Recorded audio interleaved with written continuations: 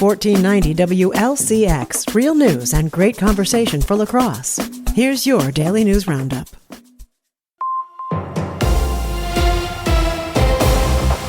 For Civic Media News, I'm James Kelly.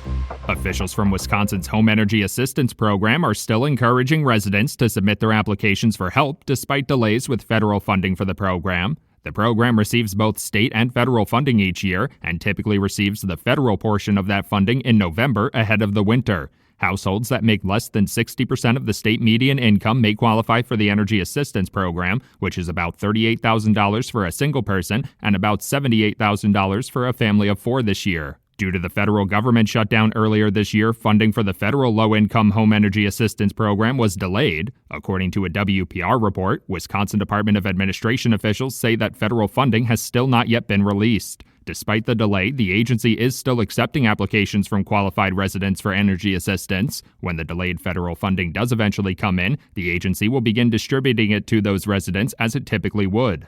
Chippewa Valley Health Cooperative officials hosted community members for a ribbon-cutting ceremony at their new hospital in Chippewa Falls last week. The organization has been working to repurpose the former HSHS St. Joseph's Hospital facility in Chippewa Falls, restoring critical healthcare access to residents who have been without a hospital since its closure nearly 2 years ago. The cooperative also opened a cancer center at the site last month and plans to expand their services at the new hospital through the first few months of 2026. For Chippewa Falls residents, the loss of St. Joseph's Hospital also meant the loss of the only emergency care facility in the city. The Chippewa Valley Health Cooperative is planning to use the new cooperative hospital as an interim facility to address those short-term needs, while construction on a brand new independent community hospital in Lake Hallie continues. That new hospital facility could be open as soon as 2027. Aspirus Health is also developing a new hospital in Chippewa Falls and officially broke ground on that project earlier this year. For Civic Media News, I'm James Kelly.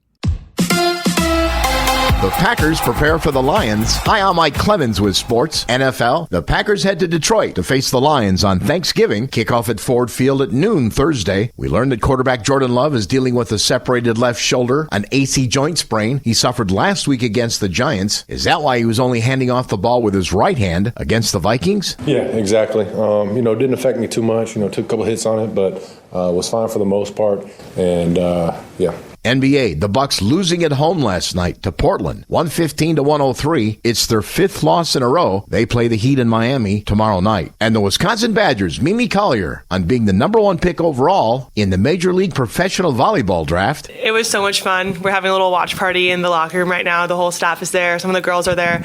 And it's so nice just being surrounded by people that I love and experiencing a moment like this. And it's something I'll never forget. That's Wisconsin's Mimi Collier. With sports, I'm Mike Clemens. A little fog this morning, some scattered rain likely off and on today with a high in the low 50s this afternoon. Tonight, rain will eventually change to snow with the low quickly dropping into the 20s. Tomorrow, a little snow possible with a high in the low 30s. I'm meteorologist Sean Cable.